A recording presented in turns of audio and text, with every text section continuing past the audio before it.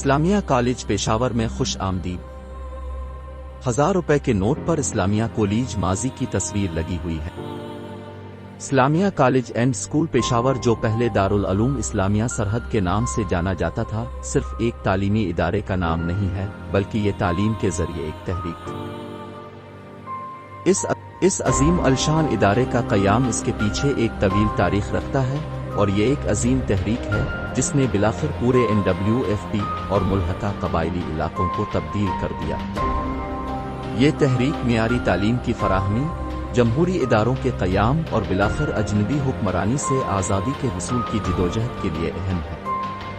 ایک صاحبزادہ صاحب کا تعلق ہندوستانی سیاستدانوں کے اس گروہ سے تھا جو برطانوی حکمرانوں کے ساتھ اپنے مسائل کے حل کے لیے مصالحتی نقطہ نظر کا استعمال کرتے ہوئے پرامن طریقوں سے آزادی حاصل کرنے پر یقین رکھتے تھے۔ 2 نواب سر صاحبزادہ عبدالقیوم کو صوبے کی موجودہ صورتحال پر گہری تشویش تھی۔ 20ویں صدی کی پہلی دہائی میں خیبر ایجنسی میں تجرباتی اسکول چلائے جاتے تھے جو سر عبدالقیوم اور سر جارج روس کیپل کی باہمی کوششوں کے نتیجے میں وہاں قائم کیے گئے تھے۔ اس کے امید افزا نتائج سامنے آئے تھے اور اس سے صاحبزادہ صاحب کو بڑے پیمانے پر تعلیم کی ترقی کے بارے میں سوچنے کی ترغیب ملی۔ 1909 تک صوبے میں ایک کالج کا تصور سر عبدالقیوم اور سر جارج روس کیپل کے ذہنوں میں اپنی تجریدی شکل اختیار کر رہا تھا، جسے اسی سال علی گڑھ کے دورے سے مزید تقویت ملی۔ 3 اپنے قیام کے وقت کوئی تصور بھی نہیں کر سکتا تھا کہ اپنے قیام کے دوران یہ ایک ایسی یونیورسٹی کی شکل اختیار کر لے گی جس کے نتیجے میں university of engineering and technology, زرعی یونیورسٹی، خیبر میڈیکل کالج اور دیگر تعلیمی اداروں کے لیے ایک نرسری جنم لے گی۔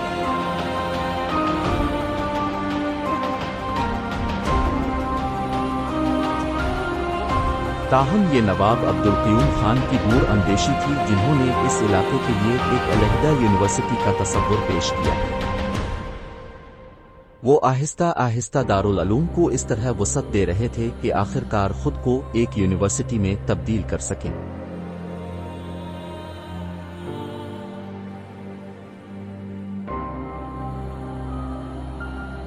وہ اپنے تخیل میں اس قدر یقین رکھتے تھے کہ اس وقت کے گورنر کے چٹکی بھرے ریمارکس کا جواب دیتے ہوئے انہوں نے 1935 میں زور دے کر کہا تھا کہ دارالعلوم یقینی طور پر ایک یونیورسٹی بن جائے گا جب میں زمین پر نہیں ہوں گا اور اب برطانیہ میں ہوں گے۔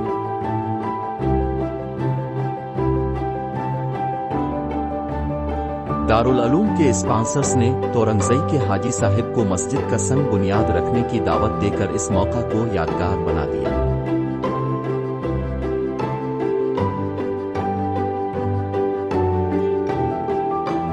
اس اسکول نے مارچ 1913 میں کام کرنا شروع کیا، جس میں ہر اہم فتن قبیلے کی نمائندگی کرنے والے 25 طالب علم شامل تھے جو موسم گرما کی پہلی تعطیلات کے بعد تقریباً 200 تک پہنچ گئے۔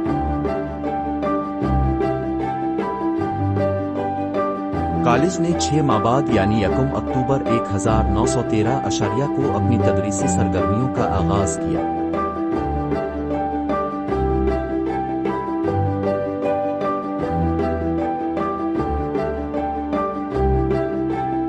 تھوڑے ہی عرصے میں اس نے اسلامی روایت کی روح کے ساتھ ساتھ مغرب میں ایک سرکاری اسکول کی خصوصیات حاصل کی۔